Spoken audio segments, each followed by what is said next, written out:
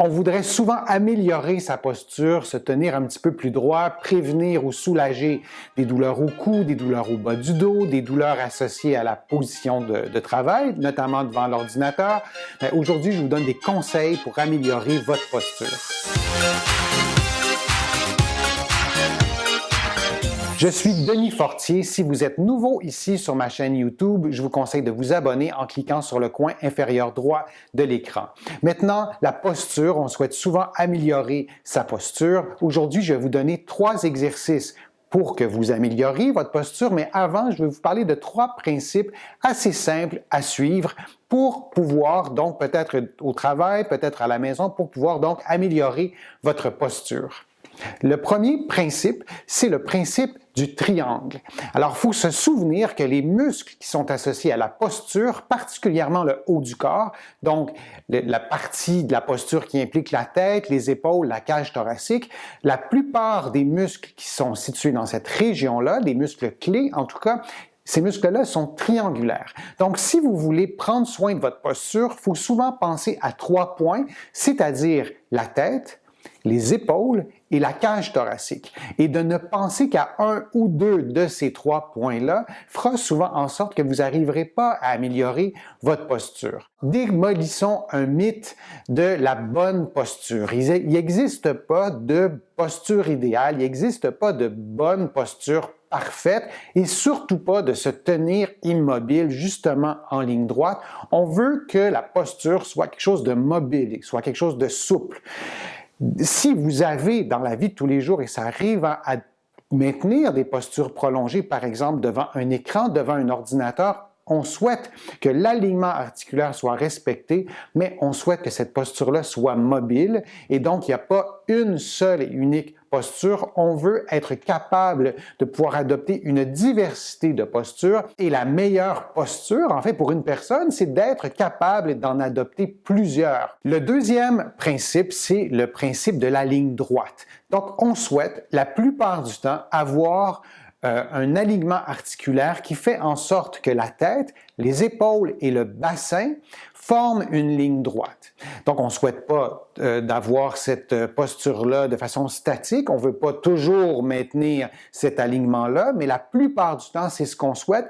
Et une des raisons pour lesquelles on souhaite avoir cette ligne droite-là, c'est que ça vous permet, en fait, d'éviter d'avoir votre tête qui est projetée vers l'avant.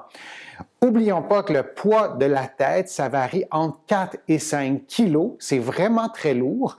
Imaginez que vous tenez un melon au bout de vos bras, un melon de 4 à 5 kilos toute la journée. Vous vous diriez que ça demande un effort musculaire exigeant, mais c'est la même chose pour ce qui est des muscles de votre tronc, des muscles qui sont situés entre les omoplates. C'est la même chose pour ces muscles-là qui doivent supporter votre tête qui pèse entre 4 et 5 kilos. Et de préserver cet alignement articulaire-là, ça évite de projeter votre tête vers l'avant. On est fait comme ça, nos sens sont devant, on a nos yeux, notre nez, notre bouche, donc c'est évident qu'on va être porté à faire ça, entre autres, dû à ces sens-là qui sont placés au niveau du visage.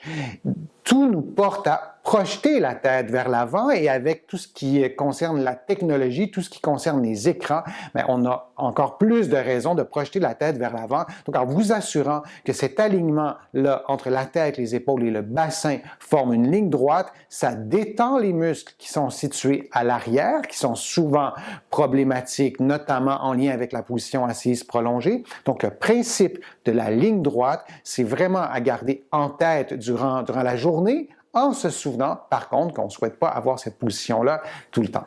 Le troisième principe, c'est le principe du 30 minutes. On souhaite idéalement de ne pas rester immobile au-delà de 30 minutes. Évidemment, on ne va pas sortir le chronomètre puis vérifier si on dépasse ou pas le 30 minutes, mais pour vous donner une idée quand même, on ne souhaite pas avoir la même posture pendant 30 minutes. Donc, si vous êtes en position assise au travail devant un ordinateur ou à la maison devant la télé ou en train de lire un livre, idéalement, on souhaite bouger durant ce 30 minutes-là. Ça peut vouloir dire de se lever, donc de changer radicalement de position. Ça peut aussi vouloir dire de bouger la tête, de bouger un petit peu le bassin, de basculer le bassin, ne serait-ce que quelques secondes, quelques minutes, pour éviter des contractions prolongées. La fatigue musculaire commence toujours en raison de positions prolongées. Un muscle, c'est fait pour se contracter et pour se relâcher.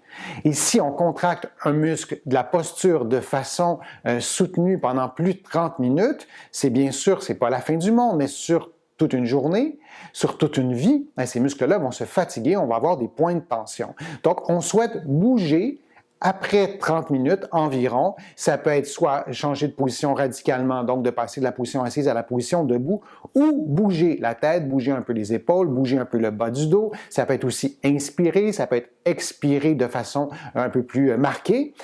Souvenez-vous donc de ce principe-là du 30 minutes qui risque probablement de diminuer des tensions musculaires que vous avez associées à des positions prolongées. Et je vous donne un quatrième principe en bonus, c'est de varier vos positions quand vous faites des exercices, quand vous vous entraînez, quand vous faites du sport. Pour prendre soin de votre posture, idéalement, vous pourriez pratiquer des activités physiques dans une diversité de positions. Par exemple, si vous faites un travail en position assise, ça peut être une bonne idée de faire une activité physique en position debout.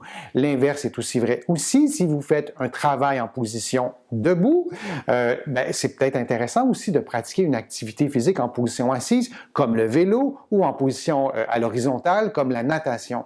De diversifier vos positions tant dans vos activités de la vie de tous les jours, tant dans vos activités qui sont associées à votre travail ou vos activités sportives, vous allez avoir vraiment des gains sur votre posture, surtout sur plusieurs années, sur plusieurs décennies. Vous allez trouver les exercices d'aujourd'hui dans mes livres. Si vous habitez au Canada, le livre s'intitule « Conseils d'un physio pour une meilleure posture », publié aux éditions du Trécarré. Et si vous habitez en France, le même livre, le même contenu s'intitule « Adopter la bonne posture » et c'est publié aux éditions Marabout. Tous les exercices que je vous donne aujourd'hui ne doivent jamais augmenter la douleur. Si c'est le cas, vous modifiez les paramètres de l'exercice, vous les faites moins longtemps, vous les faites moins intensément, vous allez suivre les indications que je vous aurai données pour chacun des exercices pour faciliter l'exercice, mais chose certaine, vous ne faites pas un exercice qui augmente la douleur pendant ou après avoir fait l'exercice. Le premier exercice que je vous donne pour améliorer votre posture, c'est un exercice de respiration. Il ne faut pas oublier que les muscles de la respiration, c'est aussi des muscles qui sont étroitement impliqués dans la posture. Donc, de prendre soin de votre respiration, c'est aussi prendre soin de votre posture et vice-versa. Vous allez vous adosser au mur, la tête au mur, le dos au mur, le bassin et les fesses au mur, et si vous pouvez, les talons au mur aussi. Il y a beaucoup de personnes pour qui cette position-là est trop difficile à prendre, alors il y a des façons de faciliter l'exercice. Vous allez, dans ce cas-là, avancer vos pieds, éloigner vos pieds, vos talons du mur de 10, 15, 20 cm et vous allez plier les genoux de quelques degrés. D'ajouter cette composante-là va vous permettre probablement de faciliter, de rendre l'exercice plus simple à faire et plus confortable. Vous pouvez aussi, si l'exercice est difficile, la position est difficile à prendre, vous pouvez placer une serviette roulée derrière votre tête, donc d'avancer un petit peu la tête comme ça. Ça va vous permettre de maintenir cette position-là de façon plus confortable.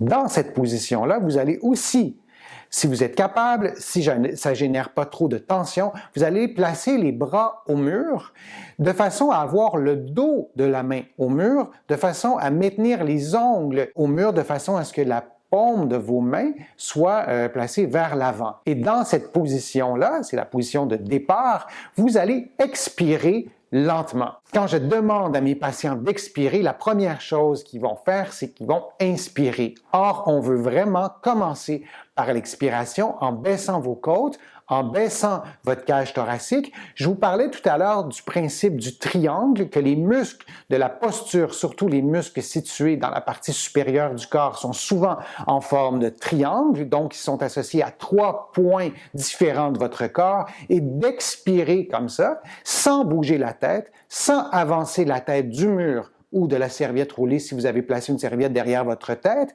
d'expirer de cette façon-là sans bouger la tête, ni la cage thoracique, ni avancer les épaules. Donc, vous tenez 3 points clés, vous suivez le principe du triangle, vous allez assouplir, vous allez faire travailler les muscles de la respiration d'une façon efficace pour améliorer votre posture. Vous allez donc expirer lentement. Il y a des personnes qui ne pourront expirer plus que 3-4 secondes. D'autres personnes pourront expirer pendant 5, 6, 7, 8, 10 secondes.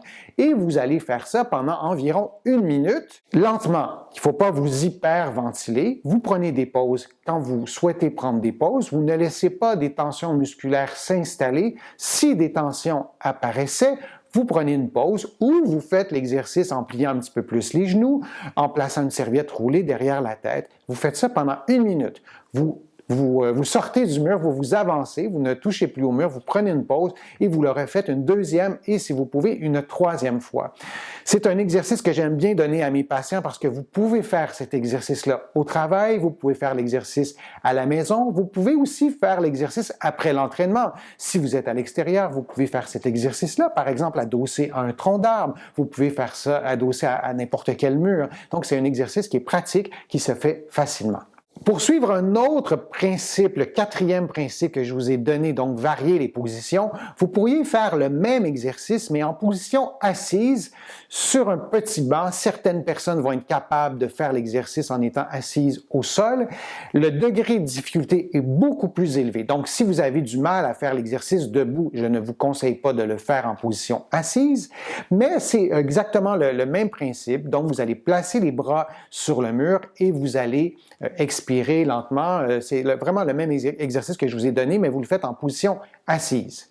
Une autre façon d'augmenter le niveau de difficulté, c'est de faire le même exercice, mais de lever les bras. C'est-à-dire que plutôt que de placer vos bras environ à 45 degrés, vous allez les placer un peu plus haut pour atteindre le 90 degrés et même encore plus haut. Vous allez voir, ça augmente vraiment beaucoup le degré de difficulté de l'exercice. Et souvenez-vous que lorsque vous levez les bras, ce n'est que les bras qui lèvent, vous ne levez pas vos épaules. Donc, si vous sentez vos épaules, par exemple, s'approcher de vos oreilles, c'est que vous êtes en train de lever les épaules et vous faites pas la bonne chose.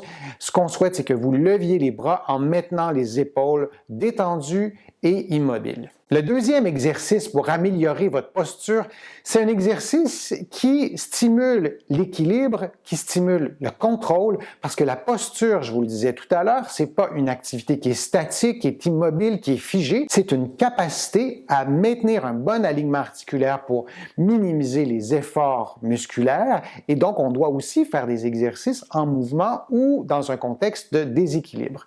Vous allez vous asseoir sur un ballon suisse, toujours en suivant le principe de la ligne droite, qui était le deuxième principe que je vous ai donné. Donc, on souhaite que votre tête, vos épaules et votre bassin forment une ligne droite, idéalement, et vous maintenez cette position-là pendant 30 secondes.